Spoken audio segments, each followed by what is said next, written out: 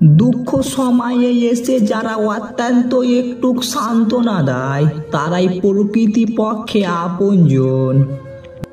মায়া এমন একটা জিনিস যা থেকে মানুষ চাইলেই বেরিয়ে আসতে পারে না। মানুষ সব বাঁধন ছিন্ন করতে পারলেও মায়ের বাঁধন কখনো ছিন্ন করতে পারে না।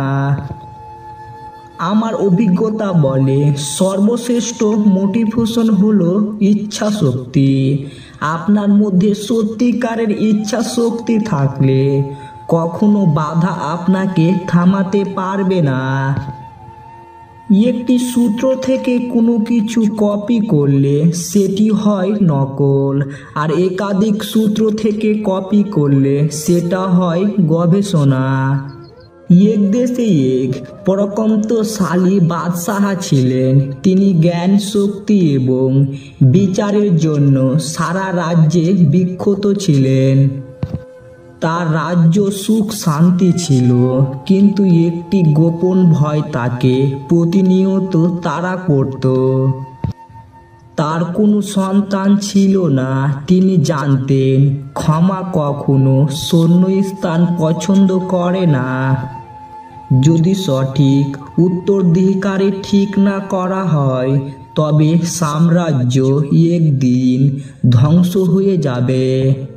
বাদশাহ একদিন রাজ্যসভায় ঘোষণা করলেন, এই রাজ্যই ভবিষ্যৎ অনিশ্চিত। আমি একজন উত্তরাধিকারী খুঁজছি যে শুধুমাত্র শক্তিশালী নয়, বুদ্ধিমান ও ন্যায়পরায়ণ হবে। কিন্তু আমি তাকে শুধু জন্মসূত্রে নির্বাচিত করব না, সে নিজেকে প্রমাণ করলে কেবল ওই সিংহাসন তার হবে। আমার 3টি প্রশ্নের উত্তর দিতে পারলেই সেই হবে পরবর্তী শাসক। কিন্তু সাবধান, যে ব্যর্থ হবে সে তার জীবনের সব কিছু হারাবে। বাদশাহর এই কথা শুনে রাজ্যের একজন শক্তিশালী যোদ্ধা সামনে এগিয়ে এলেন। বাদশাহ বলল, পৃথিবীতে সবচেয়ে মূল্যবান জিনিস কি? যোদ্ধা, নিশ্চয় তা হলো শক্তি। যার হাতে শক্তি তার হাতেই পৃথিবী। বাদশাহ, ভুল। শক্তি কখনোই চিরস্থায়ী নয়।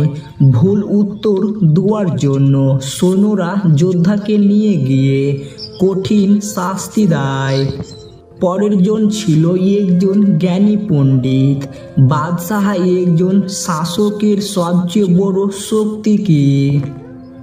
পণ্ডিত, নিঃসন্দেহে জ্ঞান। জ্ঞানী শক্তি। বাদশাহ গভীর কণ্ঠে বললেন, জ্ঞান গুরুত্বপূর্ণ, কিন্তু যদি প্রজারা বিশ্বাস না করে তবে সে শাসক অযোগ্য।